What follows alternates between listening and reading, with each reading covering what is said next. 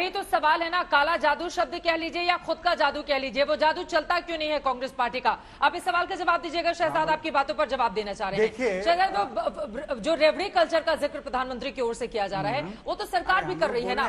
केंद्र की तो ऐसी बहुत सारी योजनाएं हैं जो फ्री में बांटी जा रही हैं, तो रेवड़ी कल्चर आखिर किसके लिए है? क्या संदेश है इसके? देखिए चित्रा जी, अब मुझे उम्मीद है कि हस्तक्षेप नहीं होगा। पहले तो प्रधानमंत्री जी ने जो अगल बगल में हमारे देशों के चल रहा है उसको देखते हुए family first, freebie first, corruption first की नीति से कैसे अर्थव्यवस्था बैठ जाती है उस पर उन्होंने टिप्पणी की। रेवड़ी कल्चर कौन कर रहा है उस पर तो उन्होंने व्याख्या नहीं की, परंतु उड़ता हुआ तीर पकड़ना ये इनकी फितरत क्यों है? इनकी और इनके जो मैं कह सकता हूं भ्रष्टाचार की जो दूसरी बहन है, दोनों की फितरत है। ना नाम लिया, ना बताया कौन सा प्रदेश है, परंतु उड़ता हुआ तीर मैं पकड़ूंगा, नहीं मैं पकड़ूंगा, ये दोनों में कंपटीशन है आप और कांग्रेस में। दूसरी बात, रेवड़ी पता है किसको बोलते हैं? रेवड़ी उसको बोलते हैं जब 1 रुपया भेजकर प्रधानमंत्री खुद बताते थे कि 85 पैसे वहां के कांग्रेसी बिचौलिए खा जाते थे।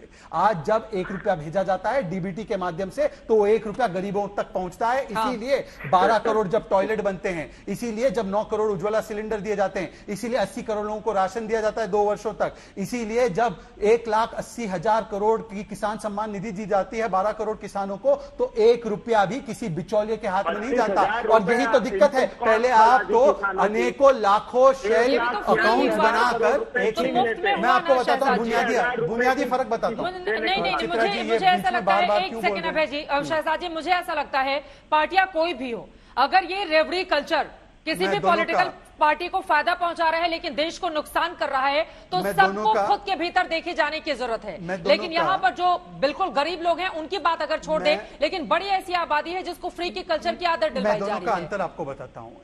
एक परिवार, एक राजनीतिक परिवार है। एक सेकंड चित्रा जी, एक करके ठीक है, अब इनकी बात हो जाए। अनुराग भी कुछ बोलना चाह रहे हैं, वो भी हमारे साथ लखनऊ से जुड़े हुए हैं, प्लीज जल्दी से। एक परिवार है जिसने 4 पुश्तों तक, आ रही हूँ अनुराग जी, इनकी बात हो जाए, इनकी बात हो जाए पहले, ठीक है अभय दुबे जी प्लीज, ठीक है, इनकी बात हो जाए, उसके बाद मैं लौट रही हूँ ना आपके पास।